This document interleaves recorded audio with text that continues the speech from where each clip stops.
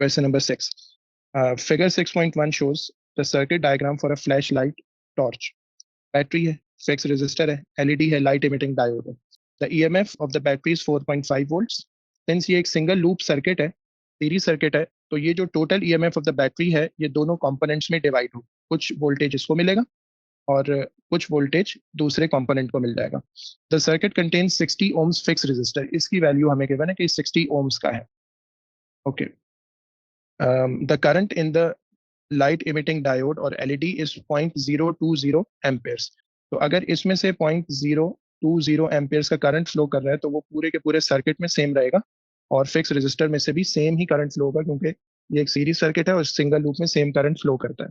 ये में कह रहे हैं calculate the potential difference across the LED. अब पोटेंशियल डिफरेंस फाइंड करने के लिए या तो हम एलईडी की रेजिस्टेंस फाइंड कर लें और फिर उससे हम उसको कैलकुलेट कर लें, या फिर ये कि इसके लिए ना हमें दो वैल्यूज गिवन है.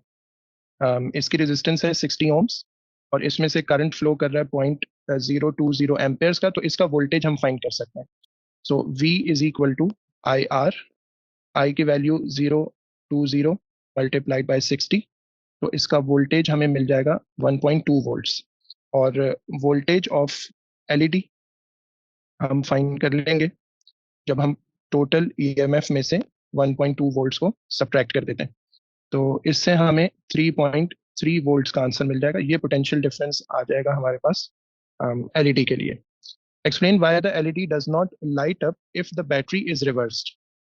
बैटरी रिवर्स करने से जाहिर सी बात है कि ये जो डायोड है इसका इस वक्त हम कनेक्शन देखेंगे ना, तो इसका पॉजिटिव बैटरी के पॉजिटिव से कनेक्टेड और इसका नेगेटिव बैटरी के नेगेटिव से कनेक्टेड है. तो इस वक्त ये फॉरवर्ड बाइस्ड है, तो ये कंडक्ट करेगा और जब कंडक्ट करेगा तो लाइट भी इमिट होगी. जब आपने बैटरी को रिवर्स कर दिया, बैटरी के नेगेटिव को इसके पॉजिटिव से जोड़ दिया, तो अब ये रिवर्स बाइस हो जाएगा. रिवर्स बाइस में ये ओपन स्विच की तरह काम करेगा, ये करंट को कंडक्ट ही नहीं करने देगा. तो उसके बाद ये हम देखेंगे कि सिंस इसमें से करंट ही कंडक्ट नहीं हो रहा, पास नहीं हो रहा, तो फिर ये लाइट भी इमिट नहीं करेगा. तो रीजन उसकी क्या है वो हम लिख देते हैं कि it is reverse biased because the negative terminal से कनेक्ट होने की वजह से वो अब ओपन स्विच की तरह बिहेव करेगा. The chemical energy stored in the battery is 1050 joules. Show that the flashlight operates for approximately 3 hours.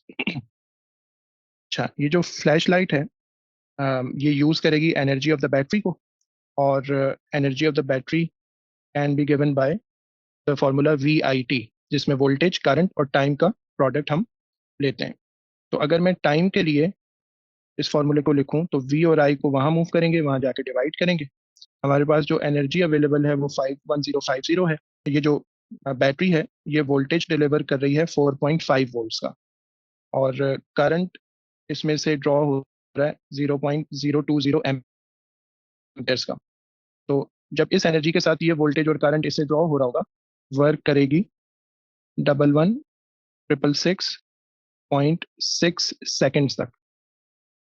और अगर हम इसको कन्वर्ट करना चाह रहे हैं आवर्स में, क्योंकि हमने आंसर को आवर्स में लेकर आना है, तो हम इसे एक दफ़ा 60 से डिवाइड करेंगे, फिर एक और दफ़ा 60 से डिवाइड कर देंगे, तो ये आंसर दे देगा 3.2 hours, which is approximately equal to 3 hours.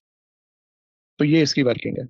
आगे हम ब्रैकेट में अप्रॉक्स भी लिख देते हैं और यहाँ पे भी इन्होंने बहरहाल अप्रॉक्सीमेटली लिखा है, एग्जैक्ट 3 आवर्स नहीं है, 3 आवर्स से थोड़ा ज़्यादा ही चल जाएगा. हाँ, बाकी ये कि लॉसेज वगैरह को हम अगर देख लें तो तकरीबन 3 आवर्स का ही टाइम बनेगा.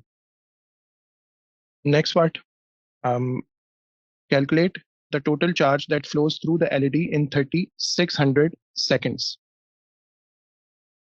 फॉर्मूला जो टाइम को, चार्ज को और फिर करंट ऑफ द एलईडी हमें पता है उनको कनेक्ट करता है, वो हम लिख देते हैं I is equal to Q upon T, जिसमें चार्ज इक्वल होगा करंट मल्टीप्लाइड बाय टाइम.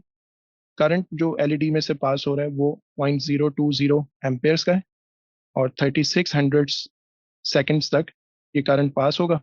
तो जो चार्ज इसमें से पास होगा वो 72 कूलम्स होगा. So the answer for charge is 72 coulombs.